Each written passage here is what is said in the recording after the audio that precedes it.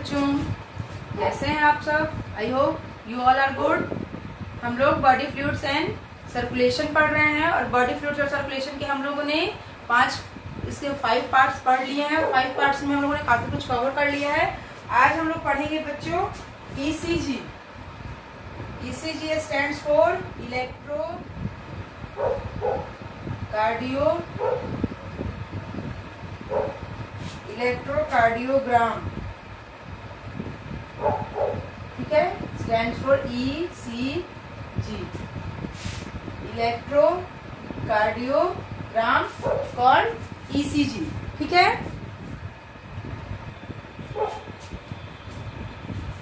Electrocardiogram ECG क्या है बच्चे? ECG is a graphical record.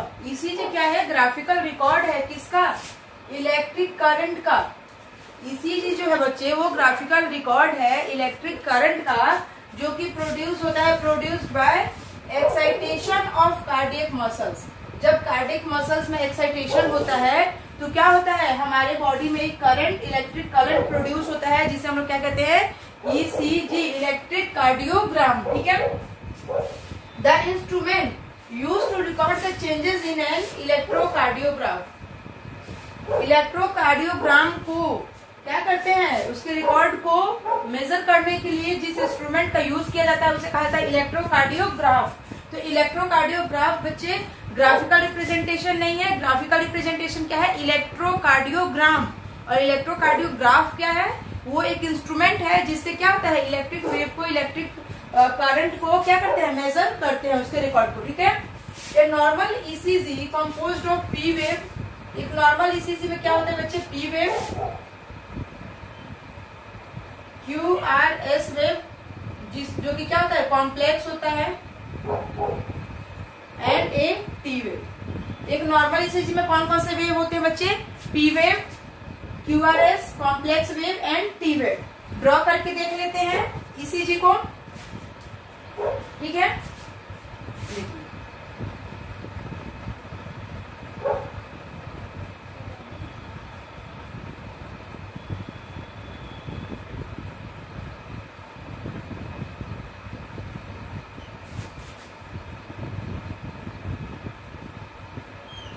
ठीक है, इस वेव को इसे कहते हैं बच्चे P वेव, ठीक है। This is the P wave. इस वेव को कहते हैं Q वेव, जो क्या होता है? निगेटिवली होती है। ये क्या होती है? P वेव का ये जो P वेव चल रहा है इसे डाउनवर्ड की तरफ होती है Q, देन R, और this is the S wave, ठीक है। ये जो होती है इसे कहते हैं T वेव, P वेव, ठीक है। P वेव जो होती है बच्चे ये क्या करती है? देखिए यहाँ पे P वेव अपवर्ड वेव है। P वेव कैसी वेव है बच्चे? स्मॉल वेव है, छोटी वेव है। दिख रहा है यहाँ पे आपको? छोटी सी वेव है ना, और अपवर्ड है, आगे की तरफ जा रही है, ठीक है। Indicates the depolarisation of atrial contraction. और किसको इंडिकेट करती है? डिपोलराइजेशन को। डिपोलराइजेशन किसका हो रहा है? एट्रियल कॉन्ट्रैक्शन का, ठीक है। Caused by activation of SA node. और किसके कारण होती है? Activation of SA node. P wave किसके कारण होती है? किसके कारण स्टिमुलेट होती है? SA node. ये वेव्स कब आते हैं? जब हमारे जो मसल्स होते हैं, कौन से मसल्स होते हैं? हमारे जो कार्डिक मसल्स होते हैं, जब उसमें क्या होता है, यहाँ पे हमने पढ़ा कार्डिक मसल्स में क्या होता है? आउटर स्टिमुलस इस पे इफेक्ट करता है, तो क्या होती है? हमारी ये जो वेव जो होती है वो स्टिमुलेट होती है, ठीक है। तो हमने P वेव के बारे में पढ़ा कि कैसे होती है एक्टिवेशन ऑफ SA नोड। जब SA नोड एक्टिवेट होता है तब वहां पे क्या निकलती है? हमारी P वेव वहां से स्टिमुलेट होती है। देन बात करते हैं QRS। This is the QRS wave. ये कैसी वेव्स है बच्चे? ये कॉम्प्लेक्स वेव है, इसे कॉम्प्लेक्स वेव भी कहा जाता है। एक QRS wave begins after a fraction of second of the P wave, ठीक है। ये कब स्टार्ट होती है? जब P वेव खत्म होती है तो वहां से क्या होती है? हमारी Q वेव स्टार्ट हो जाती है, और Q वेव अपवर्ड जाती है। इट बिगिंस, देखिए यहाँ पे, it begins as a small downward deflection Q। Small downward deflection हो रहा है Q का, देख रहे हैं यहाँ पे स्मॉल डाउनवर्ड डिफ्लेक्शन हो रहा है Q का, ठीक है। Continues as a large upright arc, और लार्ज अपराइट यानी बहुत ऊपर तक जा रहा है, एंड ट्रायंगुलर वेव बन रहा है, ठीक है, एंडिंग एज डाउनवर्ड, और डाउनवर्ड में एंडिंग हो रही है इसकी, ठीक है, और कहाँ पे हो रही है? एस में, ठीक है, और एस क्या है? इसका एंड पॉइंट है, ठीक है। तो ये है हमारी P Q R S wave, ठीक है। Then this is our T wave. T wave क्या करती है बच्चे? टी वेव होती है एंड ऑफ वेंट्रिकुलर सिस्टोल। टी वेव कब स्टार्ट होती है?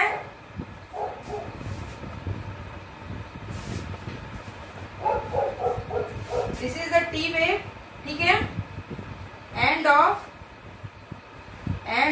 Ventricular systole, end of ventricular systole, ठीक है। Return of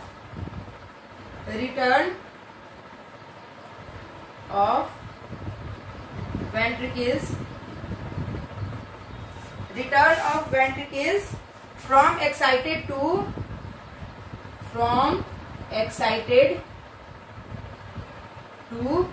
normal condition.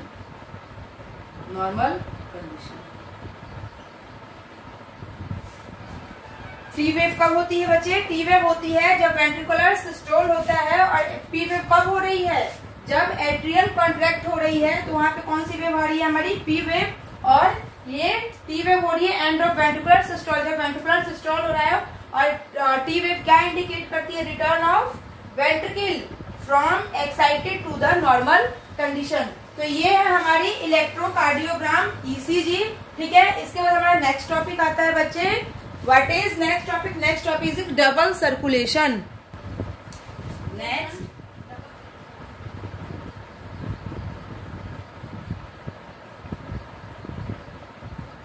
Next is double circulation, ठीक है। देखते हैं डबल सर्कुलेशन कैसे काम करता है।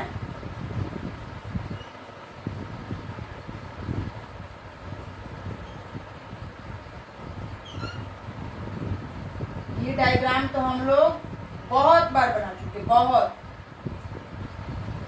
इस चैप्टर में इस डायग्राम हम लोगों ने बहुत बार ड्रॉ कर लिया, ठीक है। This is right auricle, left auricle, ठीक है, राइट वेंट्रिकल, लेफ्ट वेंट्रिकल, ठीक है। अब सर्कुलेशन पढ़ेंगे हम लोग। सर्कुलेशन कैसे हो रही है? डबल सर्कुलेशन कैसे हो रहा है? एक सर्कुलेशन होता है बच्चे हमारे, ये जो राइट ऑरिकल है, ठीक है, ये सर्कुलेशन पे देखिए दो तरह की होती है। एक होती है पल्मोनरी सर्कुलेशन,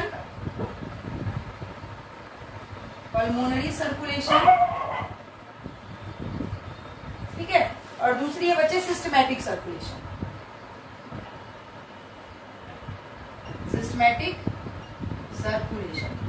ठीक है। अब देखिए पल्मोनरी सर्कुलेशन कैसे स्टार्ट होती है। पल्मोनरी में कैसा ब्लड होता है बच्चे?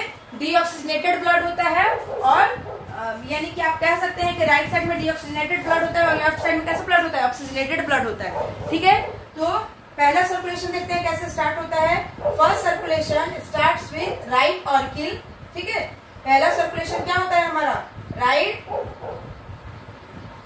पहला सर्कुलेशन हमारा राइट वेंट्रिकल से शुरू होता है, ये है राइट वेंट्रिकल, ठीक है। यहाँ से शुरू हुई हमारी फर्स्ट सर्कुलेशन, ठीक है, और चलिए आई कहाँ? लंग्स में। किसके थ्रू?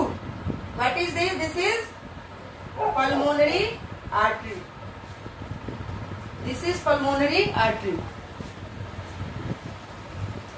पल्मोनरी आर्टरी से शुरू हुआ, ठीक है, लंग्स में गया, और लंग्स से कहाँ चला गया? लंग्स से आ गया बच्चे पल्मोनरी वेन के होते हुए लेफ्ट एट्रियम में, ठीक है। ये लंग्स से चला आया पल्मोनरी वेन होते हुए, ये क्या है? Pulmonary vein. पल्मोनरी वेन से होते हुए कहाँ चला आया? हमारे लेफ्ट एट्रियम में, ठीक है। कहाँ से शुरू हुआ? राइट वेंट्रिकल से स्टार्ट हुआ। डीऑक्सीजनेटेड ब्लड यहाँ लिखेंगे, डीऑक्सीजनेटेड ब्लड, ठीक है। Superior vena cava, inferior vena केवा के थ्रू ये कहाँ चला गया? राइट वेंट्रिकल से आ गया हमारे लंग्स में, लंग्स से पल्मोनरी वेन के थ्रू होते हुए चला गया क्या? लेफ्ट एट्रियम में। ये हुई एक सर्कुलेशन, ठीक है। ध्यान से समझिएगा कि डबल सर्कुलेशन कैसे होती है। ये हुई हमारी एक सर्कुलेशन। तो ये कैसा ब्लड था? डीऑक्सीजनेटेड। अब ऑक्सीजनेटेड सर्कुलेशन कैसे हो जाता है? ऑक्सीजनेटेड शुरू होता है। देखिए अब ये जो लेफ्ट एट्रियम में आया है ये चला आएगा कहाँ? आपके वेंट्रिकल में, ठीक है। लेफ्ट एट्रियम में जो ब्लड आया है वो ऑक्सीजनेटेड ब्लड होगा। कैसे? लंग्स से क्या हुआ? ये आया था यहाँ डीऑक्सीजनेटेड लंग्स में इसे क्या किया? ऑक्सीजनेटेड किया। ऑक्सीजनेटेड पल्मोनरी वेन के थ्रू चलाया लेफ्ट एट्रियम में। This is one circulation. फिर ये लेफ्ट एट्रियम से चला आया यहाँ वेंट्रिकल में। अब स्टार्ट होती है सर्कुलेशन। लेफ्ट वेंट्रिकल से एरोटा के थ्रू चलाएगा बॉडी में, ठीक है। किसके थ्रू आ रहा है? एरोटा, ठीक है। और एरोटा से होते हुए superior vena cava, inferior vena केवा के थ्रू चलाएगा कहाँ? Right atrium. आई बात समझ में? डबल सर्कुलेशन की बात समझ में आई? चलिए पाथवे लिख लीजिए आप लोग तो और क्लियर हो जाएगा। पहले पाथवे लिखते हैं। पल्मोनरी सर्कुलेशन का पाथवे बताइए। पल्मोनरी, ये पल्मोनरी वेन है ना, ठीक है। पल्मोनरी वेन का सर्कुलेशन बताइए। पल्मोनरी वेन का सर्कुलेशन है पहले कहाँ? राइट वेंट्रिकल, ठीक है। पल्मोनरी आर्टरी से होते हुए, पल्मोनरी आर्टरी से होते हुए कहाँ चला गया? लंग्स में, ठीक है। पल्मोनरी आर्टरी से होते ब्लड कहाँ आया? लंग्स में। लंग्स में ब्लड क्या हुआ? प्यूरिफाई हुआ, ऑक्सीजनेटेड हुआ। फिर पल्मोनरी वेन में आया, ये चला आया पल्मोनरी वेन में, ठीक है। और पल्मोनरी वेन में क्या हो गया? पल्मोनरी वेन से होते हुए कहाँ चला आया? एट्रियम में। कहाँ आया? Left atrium, not atrium, left atrium, ठीक है। ये हुई एक सर्कुलेशन, ठीक है। ये पल्मोनरी सर्कुलेशन थी। This is the pulmonary circulation. Pulmonary artery pulmonary vein के थ्रू हो रही है। अब सिस्टमैटिक सर्कुलेशन देखते हैं। सिस्टमैटिक सर्कुलेशन कहाँ से शुरू हुआ था? लेफ्ट वेंट्रिकल से। देखिए यहाँ पे एरो है, ठीक है। Left ventricle,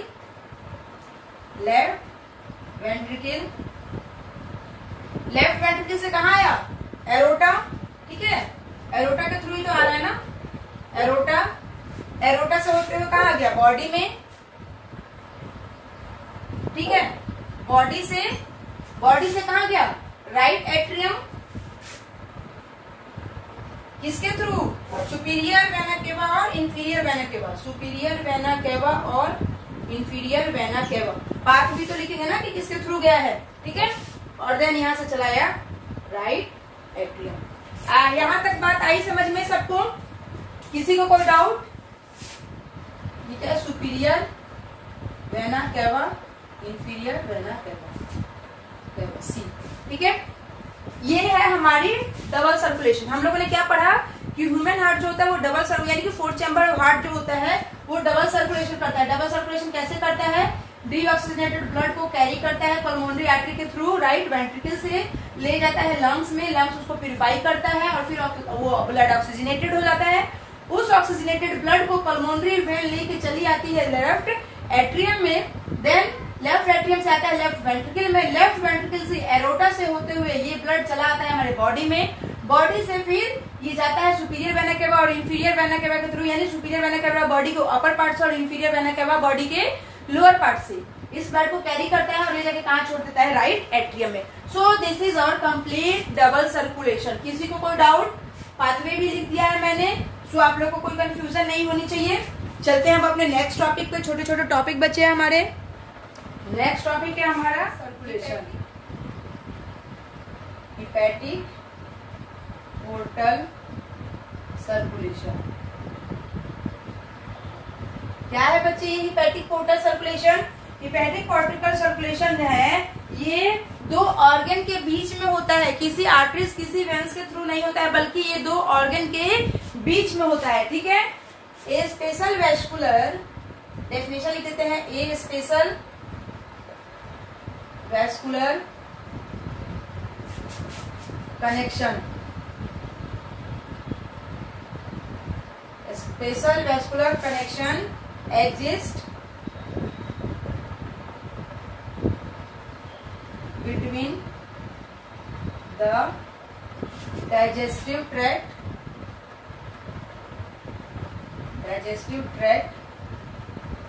and liver। Digestive tract और लीवर के बीच में जो होता है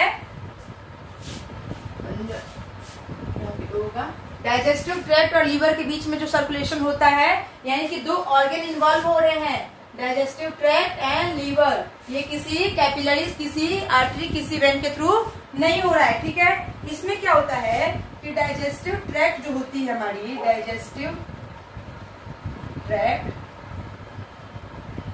ये क्या करता है, हिपैटिक पोर्टल वेन के थ्रू, हिपैटिक पोर्टल वेन किसे कहते हैं, दो ऑर्गन के बीच में जो वेन होती है उसे हिपैटिक पोर्टल वेन कहते हैं, जो कि डाइजेस्टिव ट्रैक्ट और लीवर के बीच में है। हिपैटिक पोर्टल वेन कहाँ चला जाता है, लीवर में। ठीक है, अब हमारे डाइजेस्टिव ट्रैक्ट में क्या होता है, NH3 होता है, अमोनिया होता है।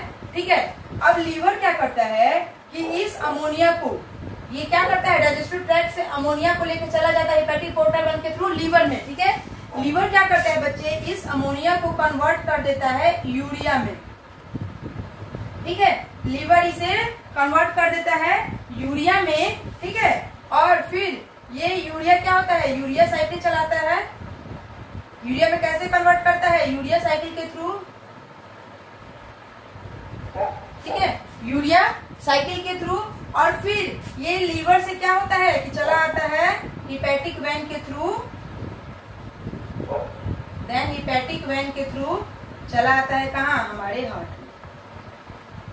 यानी कि ब्लड का सर्कुलेशन जो क्या हुआ, वो डायरेक्ट हमारे हार्ट से बॉडी में और बॉडी से हार्ट में नहीं हुआ, बल्कि डाइजेस्टिव ट्रैक्ट से लीवर में हुआ और लीवर से हार्ट में हुआ, और इसी सिस्टम को हम लोग कहते हैं हिपैटिक पोर्टल सिस्टम। आई बात समझ में। एक होता है बच्चे, next is coronary circulation. Coronary circulation,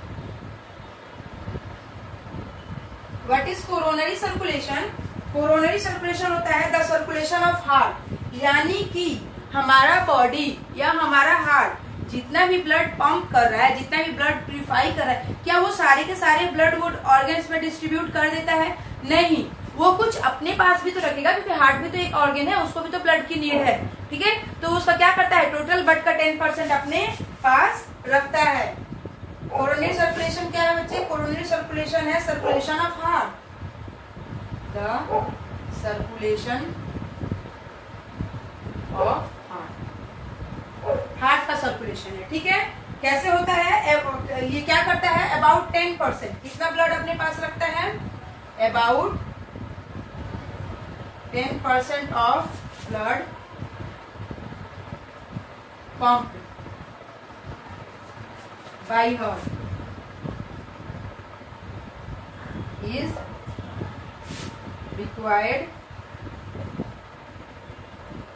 by heart itself। मैंने 100% ब्लड का 10% पार्ट जो ब्लड हार्ट अपने लिए रख लेता है, किसके लिए, अपने नीड के लिए। ठीक है, उसको क्या कहते हैं हम, कोरोनरी सर्कुलेशन करते हैं। ये कोरोनरी सर्कुलेशन कैसे होता है बच्चे, ये कोरोनरी सर्कुलेशन होता है एरोटा, ब्लड कहाँ आता है, एरोटा में, एरोटा से ऑक्सीजनेटेड ब्लड कैरी होता है। ठीक है, और वो चलाता है कोरोनरी आर्टरी में, कोरोनरी आर्टरी में। ठीक है, कोरोनरी आर्टरी से ये ऑक्सीजनेटेड ब्लड लेता है। ठीक है, देन इसे हार्ट के मसल्स तक पहुंचाता है, हार्ट मसल्स। ठीक है, फिर ये चलाता है कोरोनरी वेन में, ये पाथवे है कोरोनरी वेन में, और यहाँ कौन सा ब्लड होता है, डी ऑक्सीजनेटेड ब्लड चलाता है कहाँ से, कोरोनरी साइनस में, जो हम लोगों ने पढ़ा है कोरोनरी साइनस, और यहाँ से चलाता है राइट और पाथवे। समझ में आई इसकी कोरोनरी सर्कुलेशन की। ब्लड कहाँ से चलता है, एरोटा से डीऑक्सीजनेटेड ब्लड यहाँ पे, सॉरी एरोटा से ऑक्सीजनेटेड ब्लड आया कोरोनरी आर्टरी में, कोरोनरी आर्टरी से ऑक्सीजनेटेड ब्लड कहाँ चला गया, सॉरी हार्ट के मसल्स में, और हार्ट के मसल्स से वो ब्लड कोरोनरी वेन में आया। ठीक है, और यहाँ जो डीऑक्सीजनेटेड ब्लड था वो कोरोनरी साइनस के थ्रू राइट एट्रियम में चला गया। ठीक है, राइट एट्रियम यानी राइट साइड क्या कैरी कर रही है, डीऑक्सीजनेटेड ब्लड, और लेफ्ट साइड क्या कैरी करती है, ऑक्सीजनेटेड ब्लड। तो ये तो थी हमारी कोरोनरी सर्कुलेशन और हेपेटिक पोर्टल सर्कुलेशन। आगे बढ़ते हैं अपने नेक्स्ट टॉपिक पे। सो नेक्स्ट टॉपिक इज बच्चे ब्लड वेसल्स। नेक्स्ट टॉपिक क्या है? Blood vessels. ठीक है, this next topic is blood vessels. Blood vessels क्या कौन कौन सी होती है? एक आर्टरी होती है, ठीक है बच्चे, एक वेन होती है, आर्टरी और वेन। ठीक है, आर्टरी और वेन जो होती है ये इसके तीन इंटरनल स्ट्रक्चर होते हैं। पहले इनके स्ट्रक्चर देख लेते हैं। ठीक है, this is lumen part,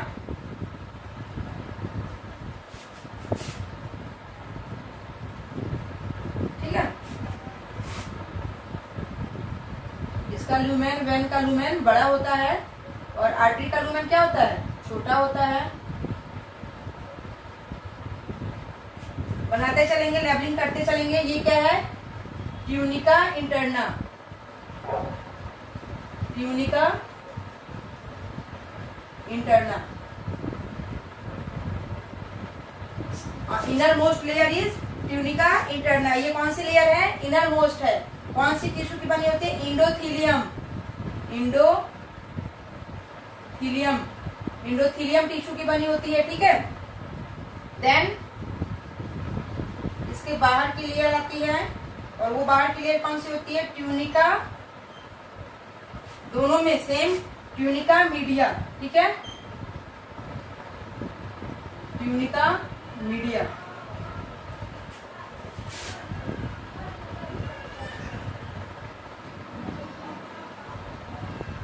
tunica media, ठीक है। ट्यूनिका इंटरना के बाहर की लेयर को क्या कहते हैं? Tunica media. ये स्मूथ मसल्स की बनी होती है, स्मूथ मसल्स। ठीक है, ये बनी होती है किसके बच्चे? स्मूथ मसल्स की। देन इसके बाहर एक और लेयर होती है,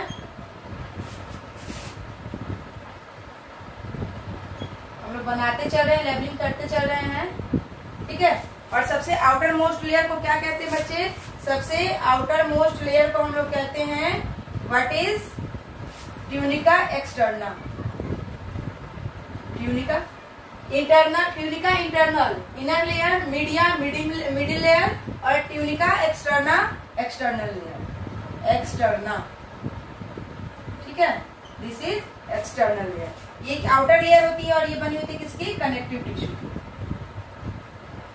कनेक्टिव टिश्यू। आई बात समझ में यहाँ तक? अब डिफरेंस देख लेते हैं आर्टरीज और वेन की। आर्टरीज क्या करती है? Arteries carries blood away from the heart, carries blood away, heart से दूर ले जाती है, अवे फ्रॉम द हार्ट। ठीक है, आर्टरी। वेन क्या करती है बच्चे? Carries blood forward the heart, carries blood forward heart, forward heart की तरफ ले जाती है। ठीक है, all artery except, all artery, all arteries except pulmonary carry, except pulmonary, pulmonary carries oxygenated blood, carries oxygenated blood. जितनी भी आर्टरी होती है पल्मोनरी आर्टरी को छोड़ के वो सब क्या करती है? ऑक्सीजनेटेड ब्लड को कैरी करती है। वेन में देखते हैं ऑल वेन, सभी वेन, ऑल वेन्स एक्सेप्ट किसको छोड़कर? पल्मोनरी वेन को, पल्मोनरी वेन को छोड़कर क्या करती है? Carry D oxygenated blood. ठीक है, कैसा ब्लड कैरी करती है? D oxygenated blood. बात करते हैं आर्टरीज की वॉल जो होती है थिक होती है, वॉल थिक। वेन की वॉल कैसी होती है बच्चे? थिन। ठीक है। ये क्या करता है, हाई प्रेशर में काम करता है आर्टरी, हाई प्रेशर। ये क्या करता है बच्चे, लो प्रेशर में काम करता है वेन, लो प्रेशर। ल्यूमेन हम लोगों ने पढ़ लिया है, इसका ल्यूमेन क्या होता है, स्मॉल होता है। ल्यूमेन जो होता है स्मॉल होता है, इसका ल्यूमेन जो क्या होता है लार्ज होता है, ठीक है। ल्यूमेन हम लोगों ने पढ़ लिया। इसमें क्या होता है, वॉल्व एब्सेंट होते हैं, इसमें कोई वॉल्व नहीं होता। आर्टरी में क्या होता है, नो वॉल्व, जबकि वेन में क्या होता है, वॉल्व प्रेजेंट होती है, valve present. So this is our blood vessels with diagram and theoretical, ठीक है। अब आर्टरीज और वेन में भी सबको डिफरेंस समझ में आ गया। अब आगे बढ़ते हैं नेक्स्ट टॉपिक की तरफ। छोटे छोटे टॉपिक है जिसे आज हम लोग खत्म कर लेंगे।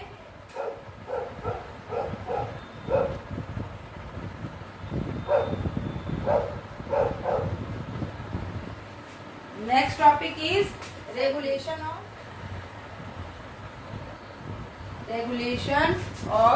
Cardiac cycle. किसका रेगुलेशन पढ़ रहे हैं हम लोग, कार्डिक साइकिल का। ये कार्डिक साइकिल का रेगुलेशन कहाँ होता है बच्चे, इसे कौन कंट्रोल करता है, इसे हमारा मेडुला पार्ट कंट्रोल करता है, ठीक है। तो ये रेगुलेशन कौन कंट्रोल करता है, मेडुला, ठीक है। और ये मेडुला कहाँ होता है, ऑटोनॉमिक नर्वस सिस्टम में, ठीक है। मेडुला कंट्रोल करता है इसे, ठीक है। कौन कंट्रोल करता है, medulla, centre for controlling cardiac activity. क्या है medulla, centre for control cardiac activity. Cardiac activity को कंट्रोल करता है हमारा मेडुला, ठीक है। ये मेडुला कहाँ होता है, इट कंट्रोल एएनएस। मेडुला किसे कंट्रोल करता है, और it controls ANS, autonomic nervous system, ठीक है। Autonomic nervous system. अब ये ऑटोनॉमिक नर्वस सिस्टम जो होती है बच्चे, ये दो तरह की होती है। ऑटोनॉमिक नर्वस सिस्टम जो होती है हमारी, ये दो तरह की होती है। कौन कौन सी, आपको पता है, एक सिंपैथेटिक नर्वस सिस्टम होती है, एक पारा सिंपैथेटिक नर्वस सिस्टम होती है, ठीक है। कौन सी होती है, एक होती है सिंपैथेटिक, ठीक है, सिंपैथेटिक नर्वस सिस्टम, और एक होती है पारा sympathetic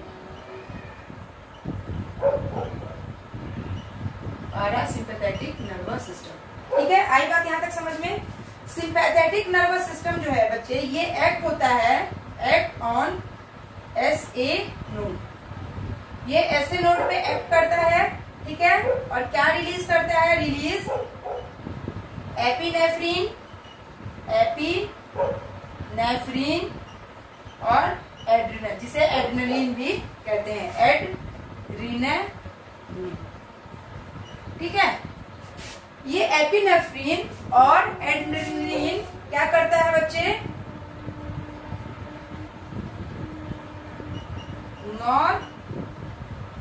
nor epinephrine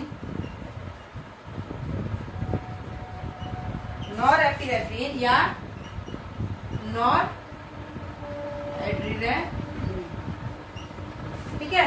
nor adrenaline पे इफेक्ट करता है। और ये नॉर एपिनेफ्रीन और नॉर एड्रेनलिन है, ये क्या करते हैं, हार्ट रेट इंक्रीज करते हैं, हार्ट रेट इंक्रीज, ठीक है। ये क्या करते हैं बच्चे, हार्ट रेट को बढ़ा देते हैं। CO2 इंक्रीज, ठीक है, CO2 को इंक्रीज कर देते हैं। और क्या करते हैं बच्चे, ये कंफ्यूजन, CO2 को इंक्रीज नहीं करते हैं, कार्डियक आउटपुट को इंक्रीज करते हैं, कार्डियक आउटपुट को इंक्रीज कर देते हैं, ठीक है। कौन, पारासिम्पैथेटिक नर्वस सिस्टम। अब सिंपैथेटिक नर्वस सिस्टम की बात करते हैं। ये किस पे काम करता है, ये करता है act on act on SA node, ठीक है। ये भी SA नोड को एक्ट करता है और क्या रिलीज करता है, रिलीज एसिटाइल कोलाइन, एसिटाइल कोलाइन को इंक्रीज करता है। और जब एसिटाइल कोलाइन रिलीज करता है कौन, हमारा SA नोड के एक्टिवेट होने से, तो ये एसिटाइल कोलाइन क्या करता है बच्चे, ये हार्ट रेट को डिक्रीज करता है, हार्ट रेट डिक्रीज करता है, ठीक है। ये डिक्रीज का सिंबल है, नीचे की तरफ एरो, हार्ट रेट को डिक्रीज करता है और क्या करता है, कार्डिक आउटपुट को डिक्रीज करता है, कार्डिक आउटपुट को डिक्रीज करता है। आई बात यहां तक समझ में, किसी को कोई डाउट, कोई प्रॉब्लम? आगे बढ़ते हैं। Last topic of our chapter body fluids and circulation. हम लोगों ने बॉडी फ्लूइड्स और सर्कुलेशन का चैप्टर कंप्लीट कर लिया। इसका एक लास्ट टॉपिक बचता है और वो क्या है,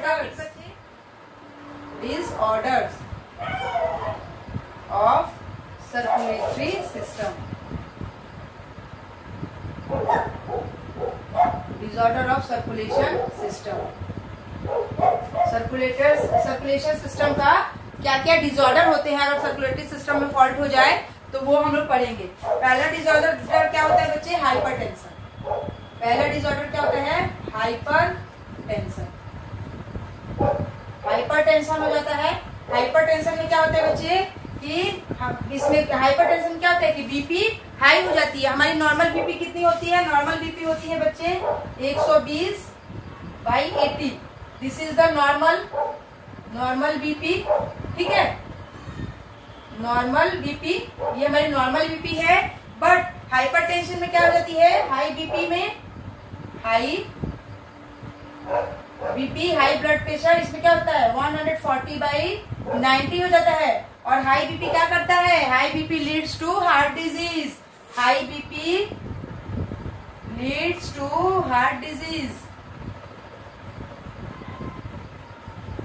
high BP leads to heart disease, ये हार्ट डिजीज को बढ़ाता है, ठीक है। और इसमें जो ये ऊपर वाला होता है बच्चे, ऊपर जो है इसे हम लोग कहते हैं सिस्टोलिक प्रेशर, सिस्टोलिक प्रेशर, और नीचे वाले को कहते हैं डायस्टोलिक प्रेशर, डायस्टोलिक प्रेशर, ठीक है। ये क्यों होता है, ये बता दिया मैंने आपने। हाइपरटेंशन क्या होता है कि जब बीपी बढ़ जाए, नॉर्मल बीपी 120/80 होती है, तो जब नॉर्मल बीपी से बीपी ज्यादा हो जाए तो उसे हाइपरटेंशन कहते हैं, ठीक है। और हाइपरटेंशन क्या करता है, हार्ट डिजीज को इंक्रीज करता है। Now second is coronary artery disease, CAD, coronary artery disease. ये कैसे होता है बच्चों, deposit of calcium, deposits of calcium, fat, cholesterol,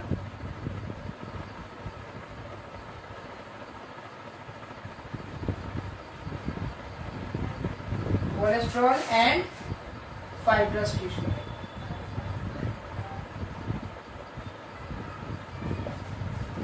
ये फाइब्रस टिश्यू में क्या होता है कि जब कैल्शियम, फैट और कोलेस्ट्रॉल डिपॉजिट हो जाता है तो क्या होता है, कोरोनरी आर्टरी डिजीज होती है। और ये क्या करता है, लुमेन को, lumen of arteries narrower, arteries के लुमेन को क्या करता है, पतला कर देता है, छोटा कर देता है, जिसे हम लोग क्या कहते हैं, CAD, कोरोनरी आर्टरी डिजीज, ठीक है। नाउ थर्ड इज एंजीना, एंजीना, एंजीना में क्या होते हैं बच्चों, ऑल्सो कॉल्ड एंजीना पेक्टोरोसिस। इसे हम लोग और क्या कहते हैं, एंजीना पेक्टोरोसिस, एंजीना पेक्टोरिस, इसे हम लोग और एंजीना पेक्टोरिस भी कहते हैं, ठीक है। ये क्या होता है, it's symptom of acute chest pain, symptom of, इसका सिम्टम क्या है, of acute chest pain, chest में पेन होती है, ठीक है। और पेन क्यों होती है? क्योंकि हमारे हार्ट को सफिशिएंट ऑक्सीजन नहीं मिल पाता है, जिसके कारण क्या होती है, चेस्ट पेन होने लगती है। और उस बीमारी को क्या कहते हैं, एंजीना कहते हैं, ठीक है। ये किसमें मिलती है, मैन एंड वुमेन दोनों में। मैन और वुमेन जो किसी भी एज के हो, वो दोनों लोगों में ये बीमारी पाई जाती है। कौन सी, एंजीना, ठीक है। But more common among the middle age, यानी कि जो मिडिल एज के मैन वुमेन होते हैं उनमें ये बीमारी ज्यादा पाई जाती है, ठीक है। देन ना fourth is heart failure. Heart failure में क्या होता है बच्चे कि हार्ट की मसल जो होती है वो सडनली डैमेज हो जाती है और इनएडिक्वेट ब्लड सप्लाई होती है। Heart muscles is damage,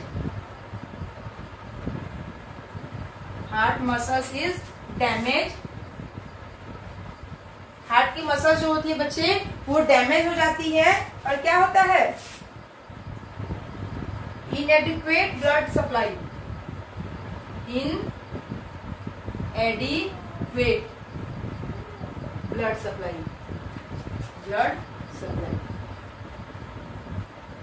blood की इनएडिक्वेट सप्लाई होती है, यानी ब्लड की सप्लाई क्या होती है, प्रॉपर नहीं हो पाती है बॉडी में, हार्ट में, जिससे क्या होता है, हार्ट फेल्योर का प्रॉब्लम क्रिएट होता है, ठीक है। एक होता है बच्चे कार्डियक अरेस्ट। कार्डियक अरेस्ट क्या होता है बच्चे कि when the heart stops beating. Fifth one is cardiac arrest. Cardiac arrest में क्या होता है, heart beat is stop, heart beat is stop. अचानक से हार्ट बीट रुक जाती है और उसे हम लोग क्या कहते हैं, कार्डियक अरेस्ट कहते हैं। So this all are the disorder of circulation या सर्कुलेटरी सिस्टम, ठीक है। हम लोगों ने आज अपना ये चैप्टर कंप्लीट कर लिया, यानी कि 6 दिन लगे हमें इस चैप्टर को कंप्लीट करने में। आई होप आप लोग अच्छे से चैप्टर में समझा पाई हूँ, आप लोग अच्छे से इस चैप्टर को समझ पाए हैं। बट इवन आफ्टर अगर फिर भी कहीं कोई प्रॉब्लम हो तो आप लोग जरूर कमेंट सेक्शन में पूछिएगा।